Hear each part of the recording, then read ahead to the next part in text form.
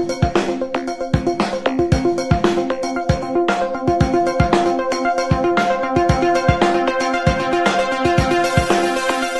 kabar anak-anakku yang baik? Selamat berjumpa kembali dalam pelajaran agama Katolik kelas 9, pertemuan ke-9.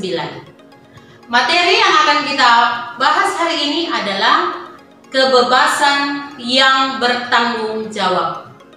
Nah, tujuan pembelajaran yang akan kita capai dalam materi ini adalah yang pertama, peserta didik dapat menjelaskan peran suara hati dalam menjalankan kebebasan yang bertanggung jawab. Yang kedua, peserta didik dapat menjelaskan makna kebebasan yang bertanggung jawab. Nah, seperti biasa, kita akan mengawali pelajaran kita hari ini dengan doa. Kita akan berdoa bersama-sama. Marilah kita berdoa dalam nama Bapa dan Putra dan Roh Kudus. Amin. Allah Bapa yang Maha Baik, kami bersyukur atas segala kemurahan-Mu. Terlebih kami bersyukur atas kesempatan belajar yang Engkau berikan. Kami mohon kepadamu ya Tuhan, supaya Engkau menerangi akal budi kami, agar dapat menerima pelajaran dengan baik. Demi Yesus Kristus Tuhan dan pengantara kami. Amin. Dalam nama Bapa dan Putra dan Roh Kudus. Amin. Kita akan membahas pertama, pengertian kebebasan bertanggung jawab.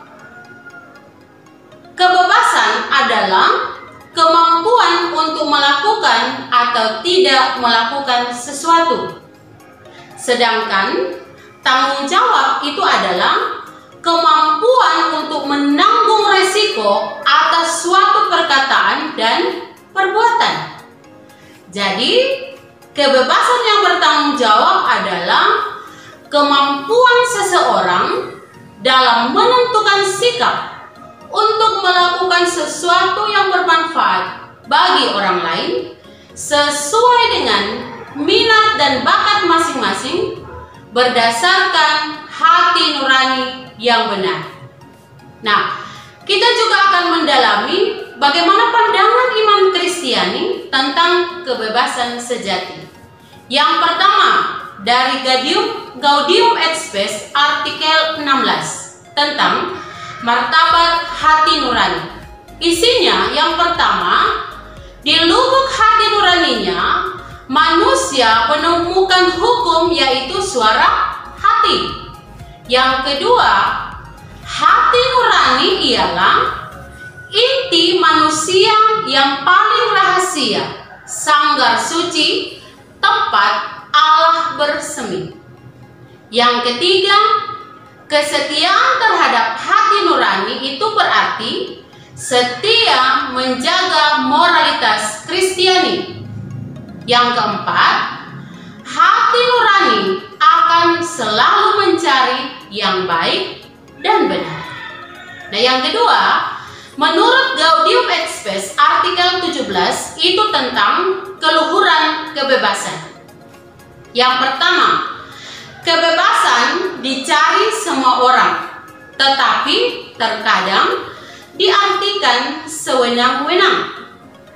Yang kedua, kebebasan sejati tanda mulia dari Allah. Allah menyerahkan manusia pada keputusannya sendiri supaya ia dengan sukarela mencari penciptanya. Yang ketiga, martabat manusia menuntut bertindak sesuai dengan pilihan yang sadar dan bebas dari dalam. Yang keempat, kebebasan manusia terluka oleh dosa. Rahmat Allah membantu kita untuk terarah pada suara hati. Nah, apa itu kebebasan Kristiani? Kebebasan Kristiani bukanlah kebebasan tanpa aturan, atau kebebasan yang bertentangan dengan sikap bertanggung jawab. Nah, setiap orang Kristiani ataupun semua orang yang beragama, entah itu yang Katolik, Protestan, Islam, Hindu, Buddha, dan sebagainya, harus memiliki sikap yang sportif dan positif terhadap sesama warga masyarakat. Memiliki kasih kepada sesamanya dan hormat kepada sesamanya.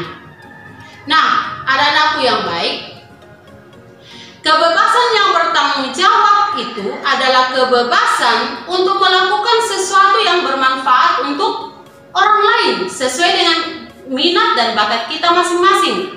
Bukan kebebasan yang mengakibatkan orang lain menderita atau terganggu.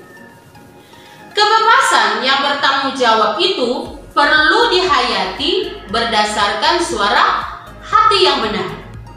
Oleh karena itu, kita perlu membina suara hati terus-menerus agar tindakan-tindakan kita sesuai dengan kehendak Allah, bermanfaat bagi orang lain dan sesama, sekaligus mengembangkan diri kita sendiri. Nah, apa itu hati nurani? Hati nurani yaitu penerapan kesadaran moral yang tumbuh dan berkembang dalam hati manusia dalam situasi yang konkret. Hati nurani itu bisa tampil sebagai hakim yang baik dan jujur, walaupun dapat keliru. Nah, bagaimana cara kerja suara hati? Yang pertama, jika itu baik, hati nurani muncul untuk menyuruh. Sebaliknya, kalau perbuatan itu buruk, hati nurani akan melarang. Berarti sebelum manusia itu bertindak, sudah ada kesadaran dalam diri kita bahwa ada yang baik dan ada yang buruk. Berikutnya, cara kerja suara hati berikutnya adalah untuk perbuatan yang baik, hati nurani akan memuji sehingga membuat orang merasa bangga dan bahagia. Untuk perbuatan yang tidak baik, hati nurani itu akan melarang. Nah, anak-anakku yang baik, bagaimana cara membina hati nurani? Cara membina hati nurani adalah yang pertama, mawas diri. Yang kedua, rajin membaca buku-buku rohani sesuai dengan iman kalian masing-masing. Yang ketiga, rajin berdoa. Yang keempat, merenungkan kitab suci atau kitab suci masing-masing yang di agama Islam itu Al-Quran. Yang kelima, bertanya pada orang lain saat kita merasa ragu untuk bertindak. Kemudian yang keenam, membiasakan diri untuk selalu mengikuti bisikan hati nurani.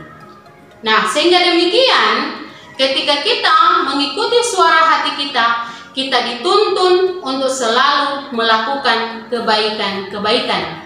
Karena suara hati adalah suara Allah sendiri. Maka belajarlah untuk selalu mendengarkan suara hati.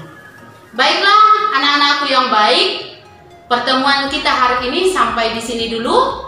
Untuk mendalami materi yang kita pelajari hari ini, silakan mengerjakan tugas yang ibu guru kirimkan di classroom. Mari kita mengakhiri pelajaran kita hari ini dengan bersama-sama berdoa.